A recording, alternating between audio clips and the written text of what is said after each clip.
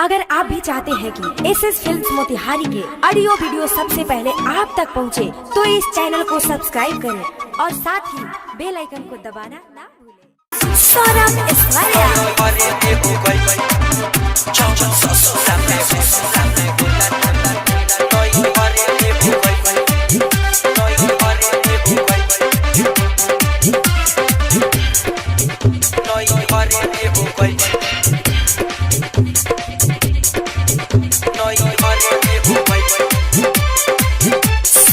Digital recording studio Motihari.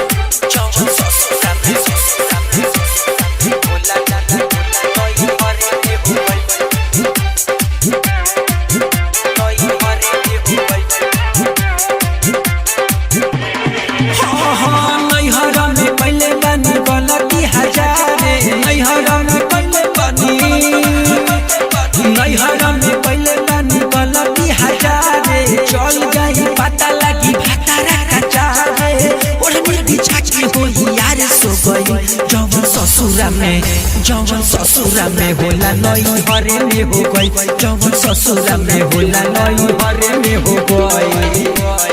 हाँ हाँ नई हरा में कैले बानी गलती हजारे, चल जाई पता लगी भातारा कचारे, ओढ़नी बिछा के होई यार सो गई। जवन ससुरा में होला नई हरे में हो गई, जवन ससुरा में होला नई हरे में हो गई।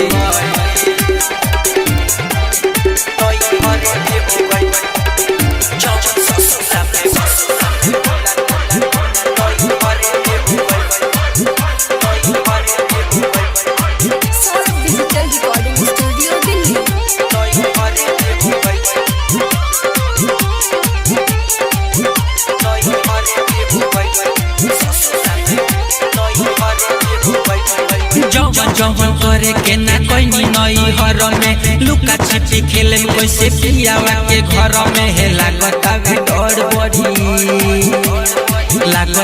डर बड़ी बाबे हाथ काटा हमारा जवनिया के मोहनी माटा शमशेर से सखी सामान धो गई। जवन ससुरा में होला नई हरे में हो गई, जवन ससुरा में होला नई हरे में हो गई।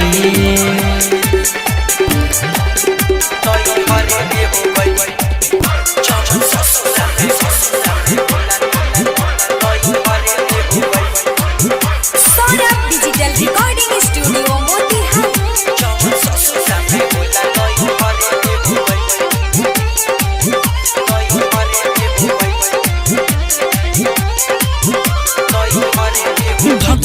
भाई दिल सरना कवारी में मिले खातिर हम के बोलावे बसवारी में। लेने देने जारी रहे लेने देने जारी रहे मकई के खेत में। दे दिल साजा मजा हमारा से लेत में,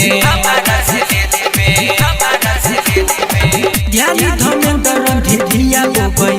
जवन ससुरा में होला नई हरे में हो गई, जवन ससुरा में होला नई हरे में हो गई।